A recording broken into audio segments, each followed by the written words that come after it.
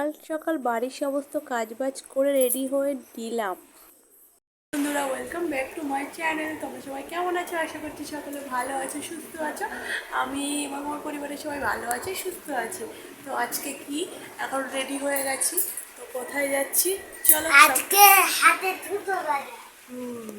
তো এখানে দেখতেই পাচ্ছ থালা সাজিয়ে নিয়েছি।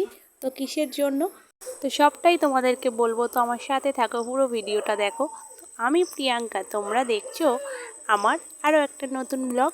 তো পুরো ব্লগটা দেখো, আশা করছি অনেক ভালো লাগবে। তো প্রথমেই দেখো সব কিছু রেডি করে নিয়ে মন্দিরে চলে আসলাম মা আর আমি পুজো দিতে।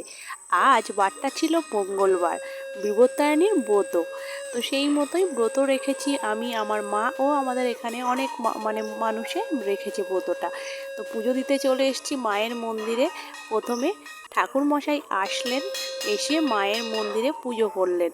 তো এইটা হচ্ছে আমাদের কালী মায়ের মন্দির, খুবই জাগ্রত, বহু পুরনো। এই মায়ের কাছে আমরা যেটা চাই সেটা পাই। মন থেকে মায়ের কাছে কিছু চাইলে মা কাউকেই খালি হাতে ফেরান না। তো মায়ের মন্দিরে একজন ভক্ত, উনি ওখানে আর কি একটা মনের কামনা নিয়ে থাকেন উনি। যতদিন না ওনার মনের ইচ্ছা পূরণ হবে ততদিন ওখান থেকে যাবে না। পাশে সাদা শাড়ি পরা একটা বয়স্ক মহিলাকে দেখতে পেলেন উনি। তার জন্য ওই মন্দিরে এবছর পুজো হয়নি, না হলে কালী মায়ের মন্দিরেই আমাদের বিপত্তারিণীর ব্রতটা সম্পূর্ণ হয়। তো পাশে দুর্গা মন্দির ছিল, দুর্গা মন্দিরে এবার পুজোটা হয়েছে। তো কত মানুষ পুজো করেছে দেখতে পাচ্ছ তোমরা। তো সবটাই তোমাদেরকে শেয়ার করলাম, যতটা পারলাম দেখানোর চেষ্টা করলাম। পুজোও দিচ্ছিলাম, তো সেই জন্য সবসময় তো ভিডিও করা সম্ভব না, যতটা পেরেছি দেখিয়েছি। তো দেখো পুরো ভিডিওটা।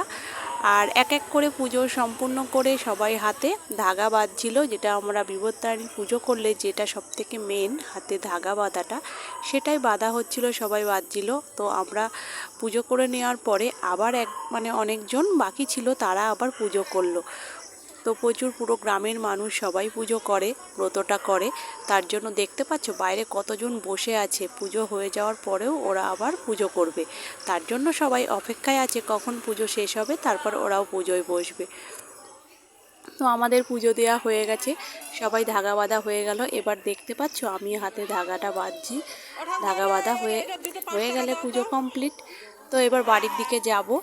তো পুরো ভিডিওটা তোমাদের কেমন লাগলো অবশ্যই কমেন্ট করে জানিও। ভালো লাগলে লাইক কমেন্ট শেয়ার করে দিও। আমার পাশে থেকো, চ্যানেলটাকে সাবস্ক্রাইব না করে থাকলে অবশ্যই সাবস্ক্রাইব করে দিও। আর যারা অলরেডি করেছো তাদেরকে অসংখ্য ধন্যবাদ ও অনেক ভালোবাসা।